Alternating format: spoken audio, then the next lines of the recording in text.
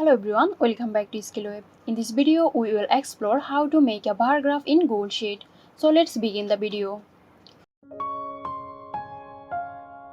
First, open your Google Sheet containing the data you want to use in your graph. Now select the data and go to the Insert menu and click on Chart. As you notice, a chart editor is appeared on the right. In this chart editor, go for Chart Type. Scroll down to find Bar Chart. Now click on it. Okay, that's it. Now you can customize your chart type, labels and other settings in the chart editor. That's it. Hope this video helped you guys.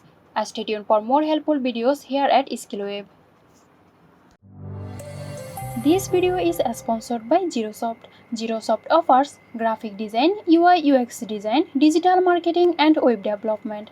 Elevate your brand with Zerosoft today. For more details, check the description box.